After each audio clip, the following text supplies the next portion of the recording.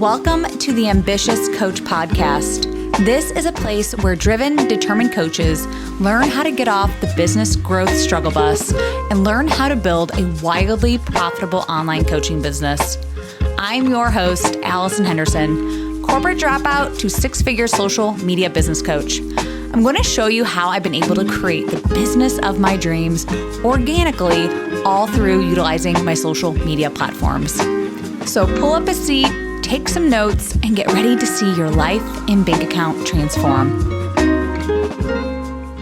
Hello, and welcome back to the podcast. I have such a special guest today, the owner of the Cradle Coach and the Cradle Coach Academy, Marli Klaus.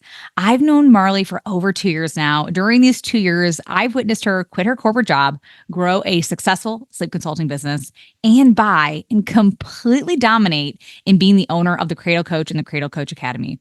She is such a leader and a genuine human being. And I loved our conversation around starting a business, making mistakes, getting clients, and really just building a business while raising small children. So more on who is Marli. Marli Klaus is a sleep consultant, mom of three, and owner of the Cradle Coach and the Cradle Coach Academy. After spending over 13 years growing a successful career in corporate, she realized there had to be more to life than hustling from promotion to promotion and missing out on the most important moments in her kids' lives. She started searching for a business that would provide the flexibility and fulfillment she desired, and she came across sleep consulting. For her, it just clicked immediately, and this is what she felt she was meant to do. She quickly signed up to get certified, launched her business, and left her corporate job 7 months later. Now she is helping other women discover that they too can find the flexibility, fulfillment, and passion inside their sleep consulting business. I am so excited for you to listen to this episode. Thank you so much for tuning in, and I will see you again next week. Bye, everyone. Hello, everyone. Welcome back to the podcast. I have a very special guest, Marli Klaus. She is the owner of the Cradle Coach Academy. Marli, welcome to my podcast. Thank you so much for having me. I'm excited to chat with you. Yeah. Well, tell me a little bit about yourself. I always like to start with just who is Marli? Yeah, absolutely. So I am a mom of three. My kids are 8, 6, and 3. So life is always a little bit crazy around here, but a lot of fun. Before I became a sleep consultant, I worked in corporate for over 13 years and was really caught up in that hustle culture that I think a lot of us find ourselves in, where I was just chasing that next promotion, thinking that was going to be it. That was what was going to fulfill me. And then after, again, 13 years of doing that, I realized that there had to be more to life than that. There had to be more to life than, feeling like I was spending my entire life working and like that was consuming everything. And I wasn't spending enough time with my kids and my family. And I didn't have enough time to take care of myself, much less everybody else. And so I started searching and trying to figure out what else could be out there. And is there another way that I could do things that could still produce that income that I needed and wanted, but to give me more flexibility and freedom. And that's how I found sleep consulting. And so it was just like something inside me clicked, and I knew that this is what I was supposed to do. And that led me to then building this business that I was really proud of and excited about. And it enabled me to leave my corporate job. And then I had the amazing opportunity in 2023 to purchase the Cradle Coach and Cradle Coach Academy and become the leader for these two incredible companies. And so, yeah, it's been a whirlwind of an entrepreneur journey, but it has been the best ever. And I've absolutely loved it. So tell me more about the business with the Cradle Coach and Cradle Coach Academy. Like, what really is that? What kind of students come into your coaching programs? Yeah. So the Cradle Coach is our sleep consulting business. So we still serve moms and parents every single day as a sleep consultant. And then the Cradle Coach Academy is a certification program. We have numerous certification programs, but our primary program is sleep consultant certification. And then we also have a parent coach certification and a newborn care specialist certification. And then we also help graduates of the consultant program further their education with our foster and adoption program as well. So that is the core of what we do. We help who were just like me in my, kind of this before story, who are trying to find more freedom and flexibility, passionate about helping parents through some of the most difficult times in their parent life. And find sleep consulting and they want to build a business career out of it. So that's a little bit about what we do. And so I know you serve a lot of students and you probably have a lot of alumni as well. Like, what do you feel is a common struggle for them right now? Like, what do they come to you asking? Like, oh my God, Marli, this is what's going on. Like, help me. Yeah. So I think the absolute biggest thing that I hear very frequently is from students who are just getting started. So those who have just graduated or are about to graduate, and they're just panicking almost trying to figure out, how am I actually going to find clients? How am I going to myself? How am I going to get my message out into the world and find my people? And I find that a lot of times it keeps them really stuck. It keeps them from making the progress that they want to make because they have all of these doubts, they have all of these hesitations. And I think it's also really easy in the beginning to be confused and distracted by all of the different shiny objects that are out there. Everything seems so important and everything seems like, I have to do that in order to find success. But then when everything is important, nothing's important. And so they're not focusing in on any one thing that is actually going to get them the results that they want. And so a lot of the time, what I talk to them about is, like, let's focus back in on why you did this to begin with, right? Like, it's to help people. It's to help parents. It's to help moms. And so if we focus more on the relationships and the connections and building those relationships with prospective clients, with referral partners and everything like that, life gets so much easier when we're not just so overwhelmed by everything around us and everything that we could be doing, but that isn't necessarily going to get us the results that we're looking for. So I think that's the most common thing, is just getting through that certification is a really big deal. It's really exciting. And then it's like, for a lot of students, it's like, okay, now what? How do I actually find clients? Or even worse, it's like, I posted on Instagram and nobody hired me, and now I'm feeling defeated. And so it's just recentering them on the fact that you aren't always going to find the results that you're looking for in the path that you thought was going to be the right path for you from a marketing perspective. Yeah, I was somebody who I thought, oh, I'm just going to post this one time on Facebook. Like, I started being a life coach, like, hire me. And then didn't hear anything. And I was like, wait, I thought this was going to be so easy. And I thought I was going to have all these clients in my first week. And then nothing happened. And I was like, oh, what am I going to do now? And you're right. It's like, how I thought it was going to happen didn't. And so now I'm like, okay, I had to learn how to sell and had to market how to market myself and content and all the things, which seems really daunting when you're like, oh, now I have to learn how to run a business. Oh, that's weird. Right. So I'm sure, and I know your certification does a lot of that too, with helping them understand, these are your first steps in your business. So explain how you handle that of all right, Marli, I posted and nothing happened. What do I do now? Yeah. So a lot of times what I find is that a lot of students don't actually go through the business section and the marketing section where we provide all of the steps. Like, hey, this is where you need to start. This is what you focus on. This is going to lead you to results that you're looking for. And so sometimes it is ask the question of, hey, what part of the business modules are you on currently so I can better support you? And then I hear the answer of I actually haven't started that. And so sometimes it's redirecting them to that and encouraging them to go through that and learn what their first steps should be. And then other times it is really just a reality check of, I've been there. You know that I've been there because I hired you at the stage that I was in, that exact stage where I was floundering and trying to figure things out. So I will, again, a reality check, but also empathize with them and share with them, I have been in that exact same place. I understand exactly what you're going through. I know it's difficult. I know it's stressful and it can be really confusing, but here are the things that we need to do in order to refocus and get you moving towards the goals that you have for yourself.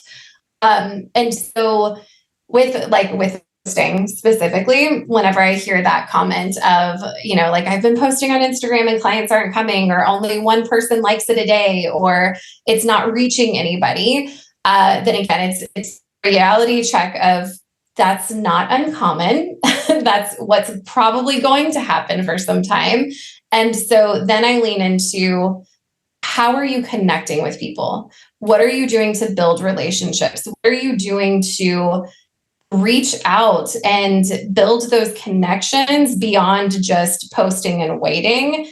And I know that that's something that you teach and feel strongly about as well. It's not just about posting and crossing your fingers. It's about outreach. It's about connection. It's about having a way to be able to build that relationship and that know and like and trust factor with the individuals who may eventually become clients. And then I also encourage them to go back to the volunteers that they've worked with, because we require 5 volunteer clients before they can graduate. So I also encourage them to go back to those volunteers, remind them that referrals mean so much to them as they're getting their business started, and see if there's anything that they can do to encourage them to share their information with anybody who they know who is struggling right now, and just continue to do these things that they can focus on and that they do have control over, in order to get the word out and in order to build relationships and connections and continue to grow their business. And I always say it's like a snowball effect. Like, you get those first couple of volunteer clients, they may tell 1 or 2 people about you. You get that next client, then they may tell a couple of people about you. And over time, it just builds and builds and builds. And you rely a lot less on posting 10 times a day, and you rely a lot more on just serving people really, really well, and connecting and building long-lasting relationships. I love that. And yes, I'm all about making the connections, having the conversations. And that's one of the first questions I ask them. Like, when someone's like, Allison, I don't have any clients. Like, what do I do? I'm like, well, how many conversations have you had this week? Like, who are you actually connecting with?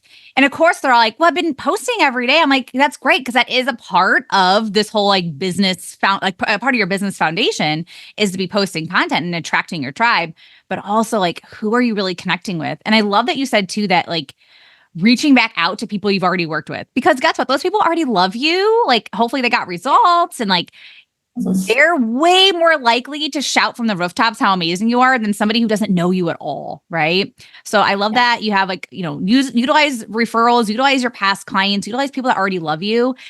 And bam, like it's going to be that snowball effect where more and more people are going to come through. And, like, I love hearing most of my clients are from referrals. I'm like, that's how it should be. That's how it should be. It shouldn't just be, oh, everyone's coming from Instagram or Facebook. It's like, you want your clients doing the work for you. Like, so a lot of, I'd even say like I post a lot on Instagram and stuff, but like most of my conversations are like, I heard about you because you worked with so-and-so or blah, blah, blah. I'm like, that's exactly how this is supposed to lay out. Like, I get people results and they go into groups or they talk to their businessy friends and they go, you need to work with her. Right. So yeah. I love that you said that. Is there anything else? Like, I obviously know you're working with like a lot of students, a lot of people at a time. Like, is there anything like you feel is a big objection that they keep coming across, like, or a hesitation, a concern when it comes to building their business? I think costs in the beginning is another big thing. And yeah, we need to normalize that. It's like, yeah, things are going to cost money. I'm sorry. Yeah. Yes, for sure. They are going to cost money, but I think it's also helping them prioritize on like, what do I need to actually spend money on and what can wait? So recently I was having a conversation with somebody who is about to graduate, and she was stressing out about graduating and was hesitating on submitting the last couple of things that needed to be submitted in order for her to graduate. And so I reached out and I was like, hey, what's going on? Like, tell me, how are you feeling? What's happening? And she had shared, I'm just stressing out because I need to pay for insurance, and then I need to pay for contracts to be drawn up. I need to pay for a website. And she started going on and on listing all of these things. And then we started talking through, what do you actually need?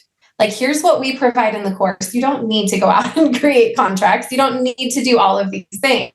But here's what you actually need. And here's the real number of what that will actually cost you. that helped her feel a lot better about moving forward. But I think that still, no matter what, with so many of our students and grads, it's, again, it goes back to that almost like shiny object syndrome of, I'm not a legitimate business owner if I don't pay $5,000 for somebody to build my website. Or I'm not a legitimate business owner if I don't pay somebody hundreds of dollars to create a logo for me. Things like that. And I'm like, Canva Pro is incredible. I never once paid somebody to create a logo for me in my old business, and I was totally fine. I never paid anybody to build a website for me. I was totally fine. So are those things nice to have? Absolutely. And if you're willing to pay for them, fantastic. But you don't have to have those things in order to have a successful business.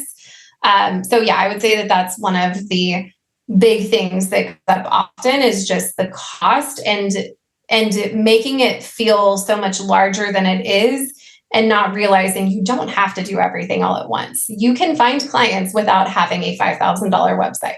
So, oh my God. I actually, and you know this, like, I'm not about the fancy websites. I'm like, by the way, Canva, if you actually pay for Canva, they provide you with a website. Like, you don't have to pay for anything. You just need a domain, which is like, I'm like, amazing. I actually built one out for a client recently, and I'm like, and she was a little older, so the technology piece really frightened her. And I know that's even one of the biggest things too. It's like, I can't do technology. I'm like, but like Canva can help you tremendously, and it's so easy to plug and play. But even like a simple Google Doc, like a Google Slides, and like it provides you with a URL. So like you can send that to clients. That could be like in your Instagram bio. Like Calendly for one call is free. Like so much stuff out there is free. But yeah, normalizing some of the expenses, like some of the startup stuff I get, like, and I always just say, I'm like, a lot of this stuff is just something you'll have to normalize. And that's that. It's like, it's starting a business, and any business, like there's some startup costs. Like luckily for coaches and sleep consultants or anybody who has like a personal brand, it's very, very low. Like we have very low startups. Our startup costs very low, just overall, like the overhead per month. And like, I think one of the biggest mistakes I made, I know when I first started, was like, I had a few really good like first few months, and I'm like, I'm now going to hire an assistant. And then I'm like, oh my God, what a waste of money that was. Like, I can't believe I did that. I wasted so much money. And I was like, I always tell myself this now, like those days where you have a lot of clients or you do like, you're really overwhelmed, like it's not going to last forever. Relax, like everything will get back into place, all the marketing things, like everything will be fine. But I made that mistake, and I feel like I just like, I don't know, I didn't necessarily go downhill, but I sat there and was like, oh my God, like all the stuff that I had to teach and like get her on board to my way of thinking, it just was way too long. And I feel like I just wasted a lot of money at that. But I think so many new business owners like, Craig, I need to get all this off my plate and get this off my plate. And I'm like, oh, I can't believe I did that. Yes. Yeah, totally agree. I think there's so many opportunities to learn from what others have done too. And I think that's the great thing about having a community like we have at TCCA, where you can literally ask, like, what is something you wish you hadn't spent money on? Yeah. And so after I had that conversation with that student, which was a direct one-on-one conversation, I was like, you know what? I'm going to go into the group and I'm going to ask for her so that she can see, and I'm sure others will benefit from it as well. And so I asked our more experienced sleep consultants to share, like, what is something that you see others spending thousands of dollars on that you have never invested in and it hasn't hurt your business? Or what is something that you invested in the beginning and wish you hadn't? And the answers were amazing. Like getting to scroll through that and see all of these stories of like, oh my gosh, yes, I spent XYZ on this and it was such a waste of money and I wish I hadn't done it. And for others to be able to see that, especially those who are just starting out, and to be able to say like, okay, yeah, I don't have to have all of these things. And I can see the success that these others have had, either without having these things or with being able to do these things on their own for a really expensive cost or whatever it might be. So I think it's really helpful to learn from others' experiences and not just feel like you have to figure everything out on your own. Yeah, beautiful. I know you work a lot with moms. Obviously, like I think even for me, like a majority of my clientele are moms. And I think one of their biggest reason why they're starting this business is because they want that flexibility. They want more freedom with their income. You know, they just want to be able to hang out with their kids and do what they want when they want. But I know, like, with kids, it's sometimes so distracting and finding time sometimes throughout the day. If you are like obviously home with your kids all day and you don't have babysitters or they're not going to daycare or school just yet, like it can be really daunting to want to start this business when like you have like people home with you all the time. How do you position that? Like when I know you enroll a lot of new moms into this program and they're like, but like, can I still run a business? Can I still be successful if my kids are home? Yeah. So we have all different types of mom business owners in our community, ranging from those who have full-time childcare and are working 8 to 5 every day, like they would if they were in corporate, because that's what works for them. And then we have others who are on more other extreme side where they want their children home with them 24/7. And so they choose to work during nap time and they choose to work after their kids go to bed and before their kids wake up in the morning. And it works for them. It's perfect. And we have others, I would say Lexi is a good example. She's a recent graduate of ours. She has 4 children and they're all, I think, under the age of 4, which is crazy. Wait, what? Yeah. Wow. Yes, she just had her 4th a couple of weeks ago. And so she, in the beginning, thought that she would have her kids home with her full-time. Business exploded. She ended up hiring part-time childcare. So she has her kids with I think a nanny or in part-time childcare 2 or 3 days a week, but it's only like part of the day. And so she's able to get what she needs to get done in the business during those little portions of the day that she has throughout the week. Still be super present and available for her kids. And then for me, even running 2 different businesses, I have my kids in 3 days. Of course, my older kids are in school during the school year, but my 3-year-old is only in daycare 3 days a week. So I have 3 days that I am like 100% focused and working. But it's still only like 6 or 7 hours because I work from the time I drop them off at 8 until I have to go pick up my older kids at like 3 o'clock. So then on Tuesdays and Thursdays, I try to be off and not focus at all on work and just answer emails if I need to and really focus on spending that time with my 3-year-old. So I think everybody just has to find their own balance and figure out what works for them. And most importantly, figure out what their priorities are. If you want a 6-figure business as a sleep consultant and you want a really, big, thriving business, then you're going to have to work more than a couple of hours a week, right? But if you only want a couple of clients a week and you just want a bit of extra money every month, then you can have your kids with you full time and you are able to fit in the work whenever you can. So it just really depends on what your personal goals are and what you want to accomplish, and then how you want your kids to be whenever it comes to childcare. Do you want them home with you all the time? Do you want them to go to part-time childcare, or do you want them in full-time childcare? So any sort of situation can work. It's just a matter of figuring out what's most important to you and what's going to work for your family. I love that. What do you feel like, or I guess what traits or characteristics or skills do some of your most successful students have? So I really and truly think the absolute most important thing, and I will tell people all day, every day, like, if this is not what you want, don't do it. But I think the absolute most important thing is the passion for the work. And I know that so many other courses and business owners and business gurus, whatever, will say, like, you don't have to be passionate about it in order for it to be profitable or be successful.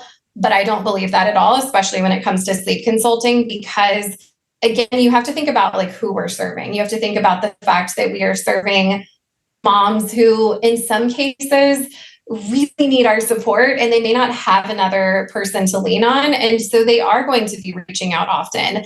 And you need to be really passionate and excited about helping them in order for that to not get to you and in order for you to feel lit up and excited about serving them. And so I think that is really and truly the number one thing. And if somebody is thinking about becoming a sleep consultant, but they're like, but I'm not really passionate about sleep. I don't think it's super important. I don't know how I feel about sleep training, or I'm not super passionate about serving parents and helping parents, then this isn't the business for them to get into. And that's totally okay because there are so many different options. As we both know, there's a lot that you can get into. But again, first and foremost, I think that that is the most important thing to consider. And then I think beyond that, it's really about drive, and that can fall under passion too. But the drive to keep going and the drive to get through those tough moments and say, it's okay. Like, remind yourself why you got into this to begin with, why you're doing this, and why this is important to you, and keep going. And allow yourself to be frustrated for a minute whenever things aren't going the way that you wanted them to go, but be willing to dust yourself off and get back up and keep pushing forward because this is important to you, and you know your why, and you know you're passionate about it, and this is what you want to do long term. So yeah, so I would say passion, and then the drive to keep going, because we know business can have its ups and downs, and it can have its really incredible, amazing moments, and then it can have its really frustrating moments. And we need to be able to get through those in order to have the business that we desire. Yeah, I think a question you could ask yourself is, when you wake up in the morning, is your business like one of the first things that you think about, right? And if it is, you're probably fine. You're gonna do great. And also too, like and I know that you're kind of like this too. Like, we're like slightly obsessed with this. Like, this is stuff that we like really love. We really look forward to. And yeah, like at my little free moments that I do have, I'm like, I'm going to go work, and I'm going to go do this, and I'm going to go do that for my business. So like, I think having the passion and being slightly obsessed with this is really what I think accelerates your success faster. But it also, for the longevity of your business, like, you're right. I think passion has to be there. Things might get boring. Like, there's certain things where I'm like, that's just not as fun as it used to be. But like, business in itself, like, there's just going to be things that aren't as fun. But when it comes to like helping and delivering and do whatever, like, that stuff to me is still so exciting. Like, I love getting on calls. I love coaching people. And if I didn't love that, and if I wasn't really obsessed with talking to other human beings, like, I probably wouldn't still be doing this. Right. So think about that. And those are questions always ask yourself, of like, how can I love this a little bit more? Like, how can I really enjoy this? The everyday pieces. How can I make my business just more fun? Like, I know if this isn't fun anymore, like, I'm not going to want to do it. Right. So, and like, if you can take money out of the equation sometimes too, because like sometimes we're not making any money. It's like, oh my God, should I be doing this anymore? Blah. It's like, chill out. It's just a season. You're going to get through this. I always tell my clients this, and I tell my audience all the time, of like, just stop acting like you're never going to sign a client again. Like, because you will. It's going to happen. Yes. You're going to have those slow months. But yeah, I think just loving your business so much and doing whatever you got to do to fall in love with it is going to help tremendously. Yeah. Yeah, I totally agree. And I think, to your point about the money, I think that can become such a negative aspect of business, where we get caught up in this cycle where it's like, well, if I don't sign a client in the next X amount of days, then I'm not going to be able to pay this bill, or I'm not going to be able to do whatever. And yes, that is a real thing, right? It's a real thing that you're facing. And so in no way should we be like discounting that and saying it doesn't matter, because it does matter. You got into the business to have a business earning an income, right? And to be able to have a profitable business. But what I have found is, both personally and talking to students regularly, is whenever we get caught up in that mindset, it does the opposite of what we are trying to accomplish. If anything, it pushes clients away and puts us in that like desperate energy where we are like, I have to have that next client. And so we come across not genuine, come across not passionate about what we do. And therefore it doesn't lead to the sale whenever we are having those conversations. So we are, instead of, using that stress to push our business forward, it a lot of times ends up pushing us backward. And so what I always personally do, and I always recommend this to our students too, is whenever I'm feeling that way, I bring myself back to connection. And I know I've said that probably 50 times today in our conversation, but really and truly, like, that's what helps me get to a better headspace. That is what helps remind me of why I'm doing this, why this is important to me, why I'm passionate about this. It ends up leading to a better mindset and therefore better profitability in the long run too, because I'm focusing more on the people and on who can I serve, who can I help today versus who can I sell to today. And that shifts everything and really helps get things back on the right track. And so that's what I always say. I'm like, go back to connection. Just go back to who have I talked to recently that I can circle back with, and just genuinely check in with them. It's not a like, hey, have you thought more about working with me? No, it's like a, hey, I was thinking about you today. How are you doing?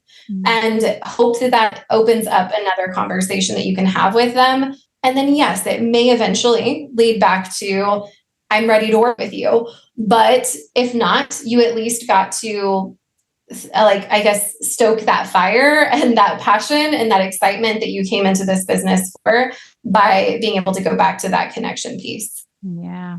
And I always tell people too, like, you can always create opportunities for yourself. And like you said, just go talk to people. Go talk to people that need maybe to be reminded that you exist. Because sometimes it's just like, oh yeah, that was a conversation I was having about that. Yeah, maybe it is time to look further into this. Yeah, you just never know what one conversation could lead into. And so go create opportunities for yourself. And you can always put yourself back in momentum. So sometimes we need to step out because, kids, school, jobs, whatever. And it's like, you can always put yourself back in momentum. And it's just a decision that you choose to make for yourself. Yeah, absolutely. Well, any other last words of wisdom, Marli? I love just picking your brain. Yeah, I mean, I think we've covered so much, and I love what we talked about. I think, obviously your focus is social media, and a lot of our students and grads end up doing really well in social media. And I think that a lot of them can also get really caught up in what I said earlier, as far as views and likes and nobody's commenting and all of those things. And so I think it's really important to just remember, like, why are we posting? We're posting to establish our authority. We're posting to share information. We're posting to, yes, hopefully reach some people who are interested in working with us. But most likely what's going to happen is the individuals who find you through a referral or who find from a conversation somewhere else are going to end up searching you on Instagram or searching you on Facebook. And then they will be able to see all of the posts that you made. They're not going to care that you had a like. They're not going to care that you only reached 200 people. All they're going to care about is, yes, she's speaking to me in this content. She is saying things that relate exactly to what I'm going through right now. And I like her vibe. I like who she is. I want to be friends with her. I want to work with her. And so we're not necessarily posting just to reach people and just to go viral and all of those things. We're posting so that we have somewhere for people to land and get to know us and get to build that relationship with us and decide that they want to take that next step. So social media is a very hot topic time in our community, and I'm very passionate about it because I think it gets so misunderstood and almost like put on a pedestal in a way of, I have to go viral to have a successful business. And we both know, like, that's not what you have to have in order to have a thriving business. So yeah, they're not hiring you because, like, you're this famous celebrity, like, we don't need all these followers. Like, yes, in some people's mind, it could be like, oh, she's so credible. She has all these followers, blah, blah, blah. But like, most people just want to know you can get them results. That's it. Mm-hmm. Can you actually take me from here to here and get me the result that I'm paying for? And because referrals or, because of testimonials and all the things that you have, it's going to say that. So don't worry so much about, the number of followers, the number of likes, the engagement. I hear that all the time. I'm like, just show up. Because the people, you're right, they're going to come and like, look, like, who is this person? Do I like her content? Do I like how she talks about this? Do I like her coaching style? Whatever that is, they're going to come to your profile and they're not going to care. I do this all the time. I feel like nowadays I do try to like more posts because I'm like, I want people knowing that I did read this. I want people knowing that like I did, I actually enjoyed like liking or reading this or watching this, whatever. So I feel like now I kind of do I'm a content creator. I'm giving this content creator some props. But I don't know how many times I've read posts and I got distracted and I didn't like it, or I was like literally binging somebody's content and I didn't like every single one of their posts. So trust that your audience is doing that with you, or people that maybe that don't even follow you are doing that. And they could easily hire you. Like people can literally come out of nowhere. Clients and you making money can happen so fast. And it could just be from somebody that didn't like your post or they're not even following you. Yeah. Yep. Definitely. And when they come to your social media too, the biggest thing is, like you said, it's the results and that what you're talking about and everything like that. But it's also like, do I like this person? Like, do I trust this person? Because again, so many of the moms who come to us, they're in a desperate position and they already feel like they have probably done something to ruin their kids or they've done something wrong. And they're feeling really fearful about asking for help because they think they're going to be judged, or they think that we are going to tell them again, like, you've done everything wrong and that's why you are where you are, but that couldn't be further from the truth. And so I think a lot of it too is just about like, how do I build that trust? And are they, whenever they come to my page, they going to know who I am? Not just like that I have this knowledge, not just that I get people results, but are they going to know who I am as a person? Are they going to be able to relate to me? Are they going to vibe with me and feel like I'm somebody that they want to talk to more and get to know, and ultimately trust and work with? And so one of the things I tell our students all the time too is like, be yourself. Don't try to copy everybody else that is out there. Don't try to go to our grads who have this super high follower count and be like, okay, well, that's what they're doing, so I need to do that too. When at the end of the day, the most important thing is just to be who you are and show up as yourself. And that is going to attract the right people to you. Yeah, you're right. The know, like, and trust factor. Then we need all the things, right? So I love that. Like, that's why I love stories so much, is because you can get to know somebody so fast by watching their stories every day. And like the letting your freak flag fly situation, like let people know how weird you are. Like we all gravitate towards the people that are so odd and quirky and weird and are just being themselves. So I love that you said that. Oh, well, thank you so much for coming on.